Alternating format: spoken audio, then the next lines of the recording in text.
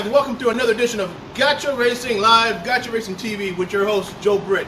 You know, we're starting something new here at Gotcha Racing TV, and I have two brands that I've just started, okay? Now, you guys are familiar with me running my mouth at different tracks and whatnot at Gotcha Racing Live, which is a radio. We're with NBC on 3 different stations. And then, you know, you see me on cable with Gotcha Racing TV, right? So, right now, I'm coming to you, my Facebook fans, with Gotcha Racing TV. Now listen, there's a brand that we're starting, 2 of them. One's called Speed Legends. Okay, we bought the name, and that's ours. The other one is called Hidden Garages. Now, you said, what's the difference between the two? Well, on Speed Legends, there's guys that are working in their garages, in their homes, and in their shops that never get attention. And they look like me. And they probably look like you. You know what I mean? But never get attention. So, I know about this. Heck, I'm one of them. I built a car called the Stallion GT1. Never got full attention, but tell you what, I am reaching out to the community. We're going to start with the LA community, go with Southern California, and my correspondent that is in Atlanta, he's next.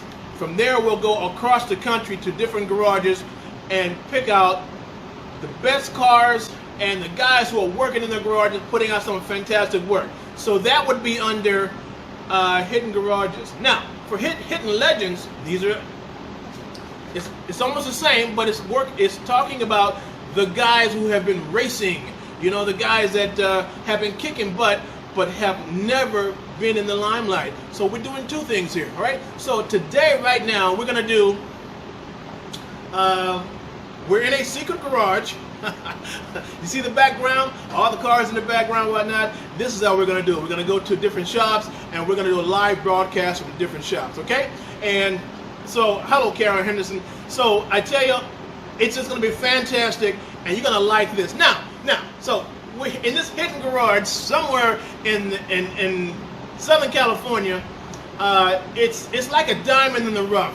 You would never know in your lifetime that this is here, but the guy's putting out some fantastic work. I'm telling you, fantastic work, and that's what geared me toward this. Lo and behold, this guy here has a story, and you know, it goes way back.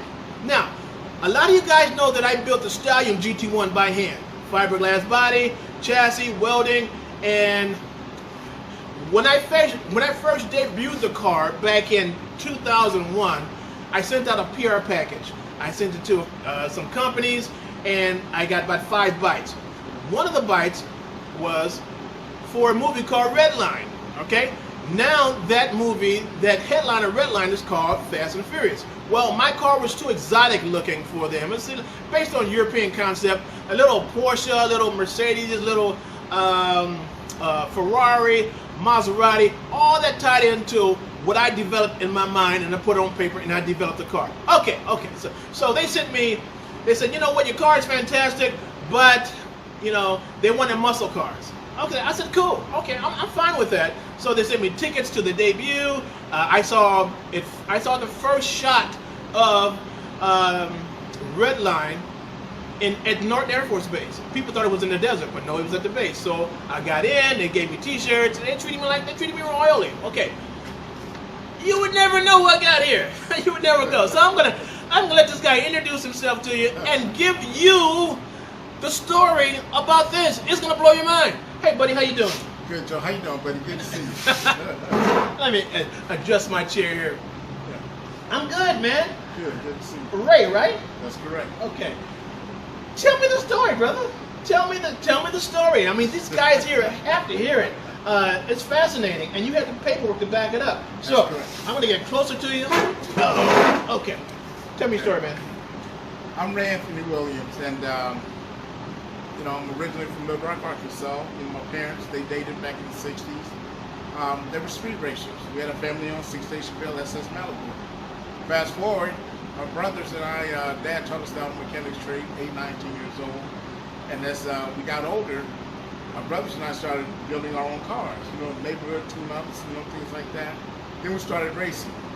And it hit me one day, hey, you know, this genre of action film has never been done before. So let me do a film about our family history, family and friends, and you think it was like an old school Western, the way they would challenge and battle each other. So long story short, I was at the street race, and my brother Beanie, he had a Datsun 510. I'm standing on the car, and someone came and, said something, and he challenged everyone in the parking lot. And I'm like, wow, man, this is just like our parents used to do. Right away, I said, hey, you know what? We write a film about it. So immediately the next morning, I went to my mom. She found me sitting on the front porch. What's something wrong, Mom? I got an idea, but I'm not sure. I don't know I don't know where to start to write this project. She said, make sure you got a beginning, a middle, and an end. And I said, okay. She look, I'm a screenwriter. I'll help. Just let me know, give me a holler if you need me. So I began, doing my work, writing. And long story short, my work was originally I called it Break Them Off Something Proper. Then I decided to call it Bet, as in bet money. And so fast forward, I started shopping it around. I'm a manager, I'm an actor. It's hard to get work as a minority, African American. So I said, hey, let me write my own work. Better yet, I won't worry about acting. I'll go ahead and write my own material, and I'll start my own film project. So sure enough, my manager sent it out. He sent a copy over to the university, my script Bet. Then I purposely took the job as a messenger courier to give me access to the studio. So I'm thinking, well, I'm copyrighted, so I don't have to worry about nobody stealing my material. So I'd go deliver my, my work, do whatever my assignment was, but then I'd ask, hey, where do you deliver scripts? Go here, go there. I'd drop it off, hoping to get a call or either, something in the mail, as a response. And all of a sudden, lo and behold, I'm on the 101 freeway and the 405, and I hear Vin Diesel reciting my dialogue on the radio. Wait. Vin Diesel, the actor that has come up big time. Word for word? Word for word, verbatim. And I'm like, wait a minute, because at first it was on the radio. I would hear the promo, how they advertise, they do the advertisement for the films that are coming out.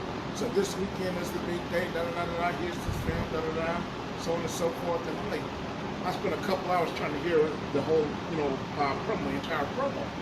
Finally, I got it. And again, it was Vin Diesel, word for word, verbatim. And there was a line, the catchphrase, 10 seconds or less, I free my mind in a quarter mile. I'm like, well, what? I'm like, something that don't make no sense. And that's what some of these writers do. I mean, they try to steal your work, but then they try to capture bits and pieces, you know what I mean? But there was no substance. But however, I remember that catchphrase, I caught that. So I went to the theater that weekend, lo and behold, it's my film.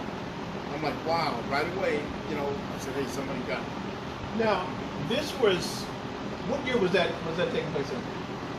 I believe that came out in 2000, 2001, something like that. Okay. But of course, my work, and again, I have the paperwork right here, my documentation right here. I came out of high school in '82, and I started, taking notes regarding my, writing and things like that. And then I started seeing on the news. A good friend of mine, Tony McEwen, the brother from Fox 11 News, he would call me, Ray, we got a big story, because there would be an accident, something happened at the street races.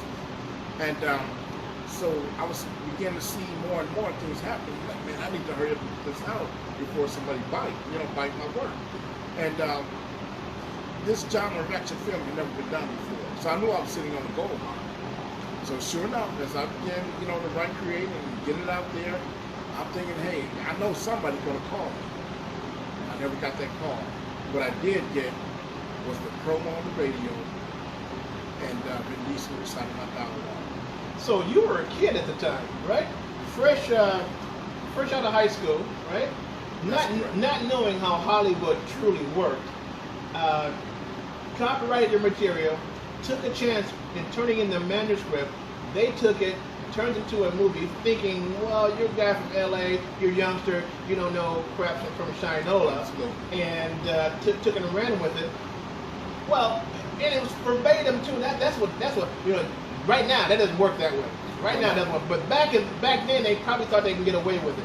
So after you heard the promo, what did you do? After I heard the promo, immediately I began my comparison. Was doing comparison. I was able to get a bootleg copy of the film. And caught a guy, and he got the Fast and the Furious. He was like, yeah, I do. That'd be $10, $15, whatever you want. It's no problem. I'm like, well, how'd you get this? And he just started laughing, you know. I said, don't worry about it. I said, it's my work. I said, it's cool. It's 40 minutes for work. I said, no, it's stolen from me. No problem. I said, no, you're good. I said, but I need it because I want to do a comparison of this. And so what I did, it took me about a couple weeks, and I went through it. What I would do, I played the film, played the DVD from the beginning of the film. I press play, I hear something or I see something. So not only dialogue verbatim, but even from a directorial aspect. So the director, I mean, they're getting credit for my directorial aspect of it. For example, you and I speaking right now for 12-legged dog ran by underneath this blue Impala with 18 tails sticking out. That's exactly what happened. So I'm like, man, they got me. There's no way they can dispute that. So again, when through the film, even up to what, Fast 5, Fast 6, Fast 7, something like that, I've done comparison on these films. And as a matter of fact, just give you an idea what topic it was. This is actually interesting, man. Because I was kind of close to it with my particular car, and to hear you saying this, man, and all the paperwork you have there, dude, did you get a lawyer for this? I did get a lawyer. I did get an attorney at the time, a gentleman, and long story short, let me just tell you, when it was these comparison lists, what I'm about to show you, when I walked into the office, of course the attorney, she tried to downplay me, and I was greatly insulted, because when she started off, I'm going to ask you some questions, don't respond to me with yeah, no, but if I don't know how to speak. I mean, I'm a brother from the streets and things like that, but I'm also a professional being as well. I mean, I know when to get up and be about my business, So anyway, I let her do a little spiel, and when she finished that, I simply told her, what I really want to do, put me on the stand, in front of the jury, people, the 12 men and women. I said, ask me whatever you want to ask me. I mean, straight up, respectfully, I told her, look, I'll embarrass your ass. I said, I'm not here to try to get a little hustle, a couple of dollars here and there, just give me my just due. I said, as a matter of fact, here. And so I began to go through my comparison list. This right here, show you all. This is entitled Racer X. Racer X was what it was called before the Fast and Furious. So they went from Racer X, and you notice here it says Gary Scott Thompson. I see that, yeah. He received the screenplay credit, Gary Scott Thompson. And let me just put this right here. I'm going to show you something here. Now, as I go through this, Joe, you're going to see yourself. You see where you see some check marks there? Who put that confidential with the number on the bottom of it? This is their work. At my deposition, they had to give this over to me. And so you can see from the very beginning, this is, from this script, this is my script bet comparison to Gary Scott Thompson's Racer X. This is the original draft. All he did was took my name off and put his name on the cover page. Again, this is Gary Scott Thompson. You see him coming, run, Forrest, run. Get away from him. He will steal your work as well. Back to this shorthand. As you can see, I have check marks here. Where there are check marks, and notice at the end of this sentence, where I have a check mark, it says side mirror, object mirror, and vanish into the darkness. And in the matter of seconds. Well, in my dialogue right there, I don't have my line, but right there is where the same dialogue where the same dialogue in action takes place. It says page 7, line 28, 20 through 29. So that's a draft that I created. So on this screenplay right here, where everything is here, I matched it up, and that page number will show you where the same dialogue action verbatim is found in my material. So as you can see, it goes on. This is a nice little thick list as well. Basically, this is his script of what his original script is. Okay, right here. hold on a minute. Hold on a minute. All right. Okay, go ahead. And so anyway, as as you go on, you can see that there's multiple. I mean, all through the script, you see the comparison lists and the dialogue, things like that. So, and you made a point where you spoke of red line. So before, after they went from Racer X, then to begin they call it Red Line. And then from Red Line, they finally settled on Fast and the Furious. got a lot of history here, man. Oh, absolutely. You've been hanging tough and fighting this battle for a long time. You know what this reminds me of? What's that? There was a black woman, okay? She did The Matrix, and also she did the Terminator. She wrote the manuscript for that. She turned it into Hollywood, and they turned her down, but guess what? It was verbatim. It came out verbatim. She sued them, and it took about 10, 15 years, and they awarded her millions of dollars, but I think she's still fighting it in court. Good friend of mine, Sophia Stewart, out of USC, she's a paralegal. And so she understood the game very well. You know, she was getting shop her material, got it out there and things like that. And every now and then we still, we keep in touch and whatnot. And not only us, but there's another lady out there, Pamela Morris. You know, she's also a screenwriter. And there's an issue that came up. What is that? It was a film that came out. It'll come to me later. But same thing with her, Pamela Morris. So we have African American screenwriters. We're out here, and our work is being stolen. And we're providing proof. Like we were speaking of comparison. Same thing with Sophia Stewart. She had a comparison. Her comparison is she was able to show. We're not just talking about it. We're proving, showing. A good example here where it says my comparison is this is Fast and Furious 1 and 2. You see this? I'm gonna go ahead and flip the page right here. Just to give you an idea.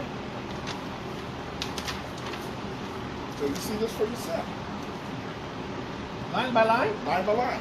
And you see the numbers there to the far left.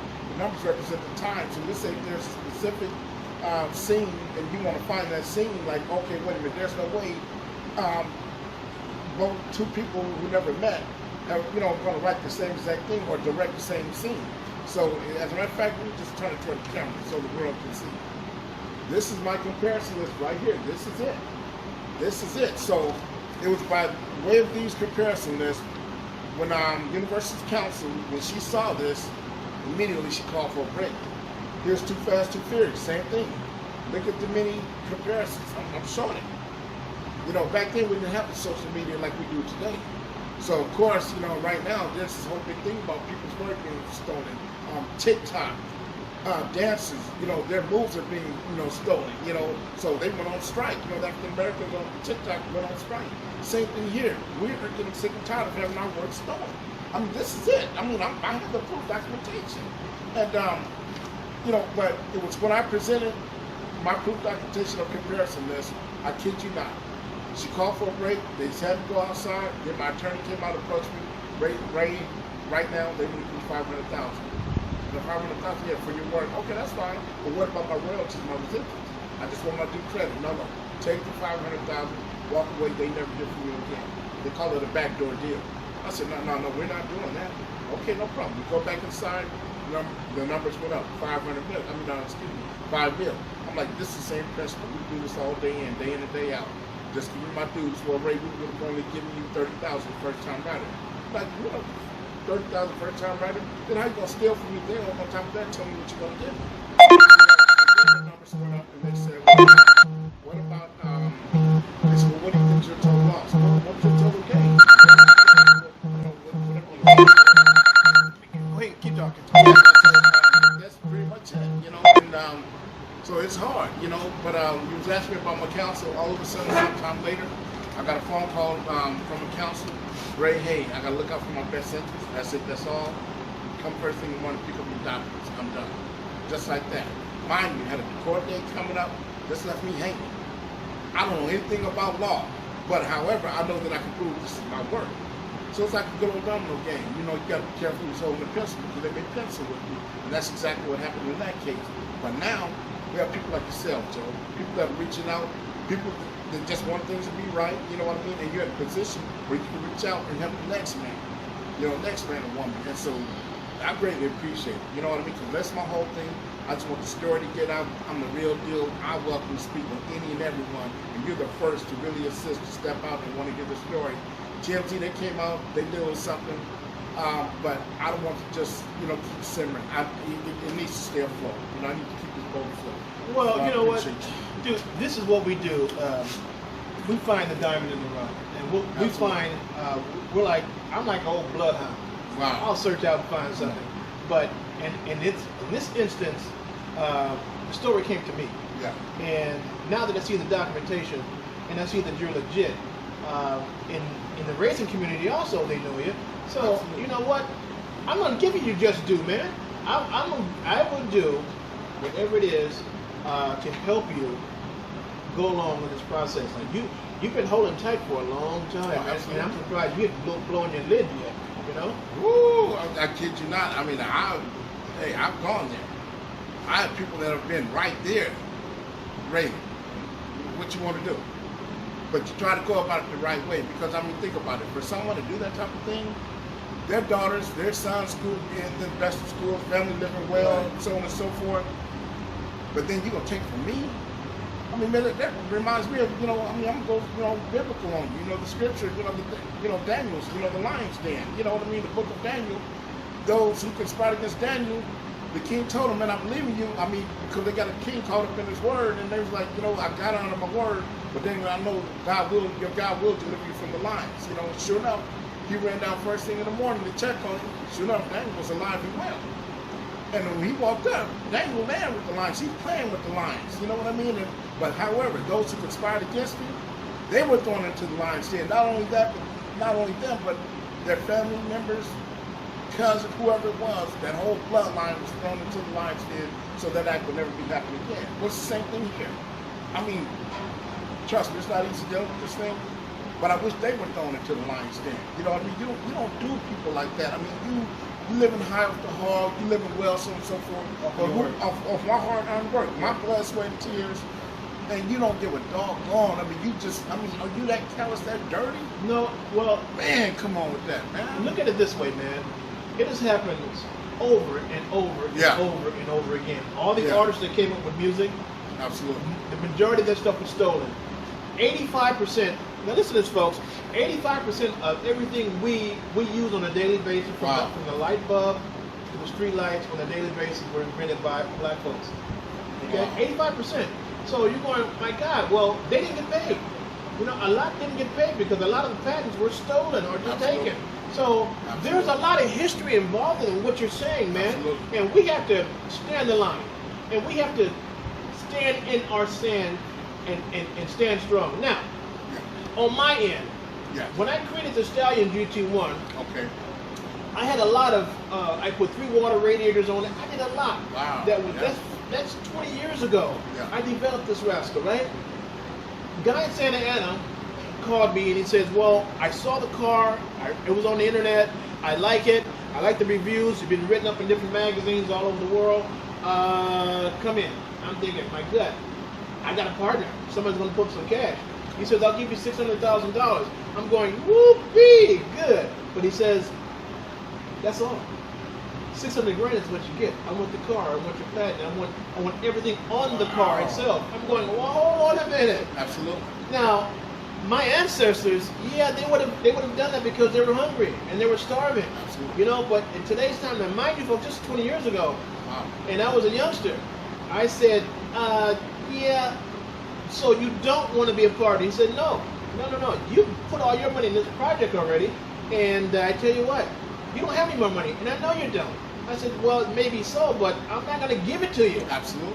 I'm not going to give it to you. He said, well, the check is right here. I said, well, I appreciate it, and I appreciate you offering me this, but I tell you what, I'm not my ancestors, man. And what I like is a party. I don't want to be partners with you. And I said, you know what, I'll sell 1 car a year before I give all this technology to you. Because what would happen is this. Here's the scenario. Let's say I sold him the car for 600 grand with all the modifications that I designed in my head, the advanced water cooling system that I designed for it. He would in turn give me the $600,000, right? And then he said he wanted me to work for him for 2 years. Right? So that's like cutting me and putting salt in the cut. So I said, no, I'm good. But what would happen is he would have had an outside investor, maybe from overseas, to give him $10 million for the project. Wow. I got my $600,000.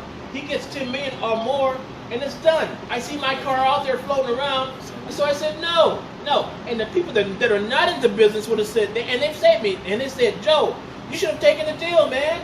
All the You time. should have taken the deal. Yeah. I said, no. $600,000 for a car and all this technology, I would not do it. I'll hold on to the car. So professionally, I told him, thank you very much for the offer, but I'll keep the car and I still have it. So you have to stand the line and believe in yourself. You have to believe in yourself to where nobody else believes in you, man. Absolutely. You know, because the world around you, they don't know crap. Absolutely. They don't know business. They'll sell themselves out for nothing. They'll sell their souls for pennies on a dollar. Pennies on a dollar. You're right. You know? So you can't listen to the haysayers and you can't listen to the ones that are hating you. I'm glad you're toting the line, brother, so I want to help you with that. Yeah, I want to help you with that. Thank But you. then not only that, we got God on our side, man. Absolutely. You know, so we're rocking and rolling. You're absolutely right about that. You know, and I have the same story. I mean, they're trying to get me to sell out, but I refused. I held on, you know what I mean? And so finally, when I said no to the $5 million, and when she asked what was my total loss and all that, and I said I wasn't going for it, you know, what your total gain is. Well, that's not the way it works. No, that's the way it's going to work. Right then at that point in time, my mind was made up. You guys are going to start changing. It starts right now with me. I'm not selling out, and I have family members, you know, respectfully, I say, they were upset. You should have took the money. I did not.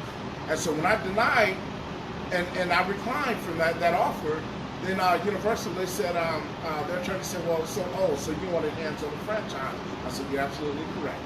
I said, man, this is my family history. My dad, that's what his hands. No, and I'll share something, like I said, we have God on our side. We're right. I'll share something. My dad was a kid. He was with my grandfather, and they were in the woods. And my dad said he was just standing there looking up. He said, Daddy. He said, Daddy, money, Daddy, money. Grandfather looked over the ground.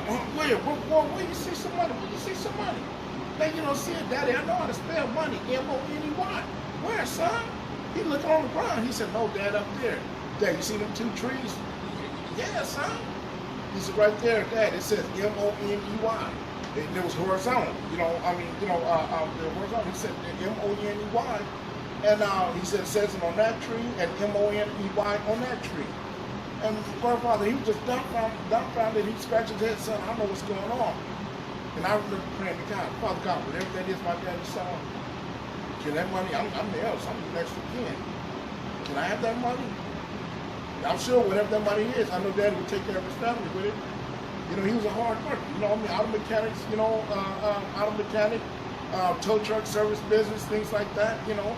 And then it hit me one day. Dad saw something. Well, he saw the spiritual realm. My grandfather just said, but God showed that to my dad. And now look at this, you know, all I did was simply wrote my dad's story. His life history, my family, even my mother and dad's, their dating history, their different things that happened in street racing. And now that's when they hit me right. This is it right here. So there's no way I would have sold out on that. At the time, they offered me the $500,000, which was worth around about $1 billion. Now, probably could be anything between 15 and 20 billion. The franchise. The franchise. And so, I mean, I'm offended. I mean, you have the lead actors, you know, and people know what it is. You know, they're coming up like they're based up a franchise and got the nerve to want to fight other actors on the set because they think they're the main one. I'm like, dude, you fighting with something not even yours, bro. You know what I mean? While all that's going on, there's come a day, it's just a matter of time for God to put the poses in place. That's you know right. what I mean? That's right. But no, but I really feel deep down in my heart that it's spiritual, and that it was God given, man. That we really, you know what I mean? You know what? And I said that also. Now, is there a way that the people in this community, Facebook community, can reach out and touch you? Absolutely. Contact me by way of my email, Raw Multimedia. Also, you can Google or YouTube Ray Williams or Ray Anthony Williams, The Fast and the Furious, and all my information will come up. I do have a YouTube channel, Raw Pro Line, and you'll see me and like, share, comment, leave it all. And again, anyone that's interested in speaking with me like yourself, I have all proof documentation. I have right here copyright. I mean, I'll be more than happy to sit down and show the people, because of course they're the doctors. You know what I mean? Oh yeah, right, whatever. He didn't. No. I just showed the proof documentation.